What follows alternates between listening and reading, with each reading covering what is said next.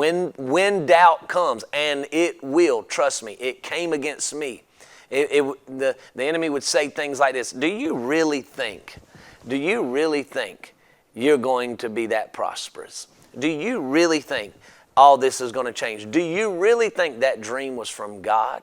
That dream was yours. Do you really think that people want to read a book called Prospering in Pandemonium? Do you really think that people want to hear what you have to say? All this bombarding my mind, bombarding my spirit. And you want to know how I was able to defeat it? Because I had a revelation.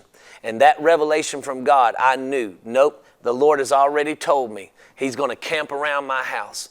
The Lord has already told me He's going to contend with those who contend with me. The Lord has already told me no more shall an oppressor come through my house. And the Lord has already told me this is my time for the double portion to be upon my life. And every time I would declare that revelation, faith would rise in me and the voices of the enemy would go silent. That's where I'm trying to get you to today, because revelation is the difference maker. It's going to go way beyond your head knowledge.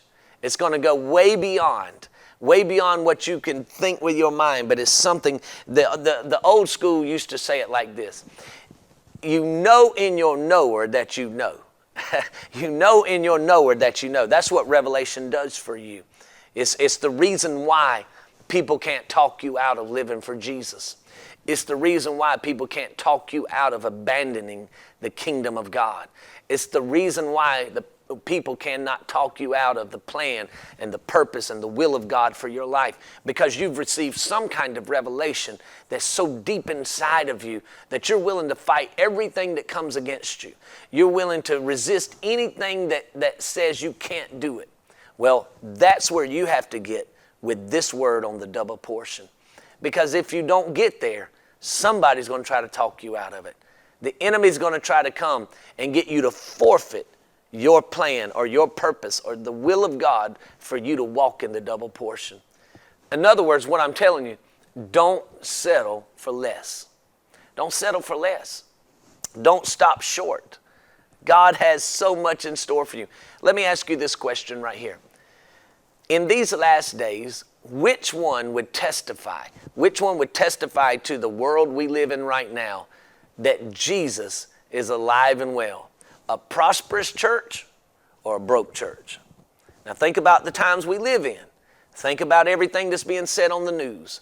Think about everything that's being declared. Which one will testify that God is doing something big in us? When the world looks at the church and they're prospering in the midst of it, or they're just like the rest of the world going broke in the middle of it? I'm telling you, it's when you prosper in the middle of it.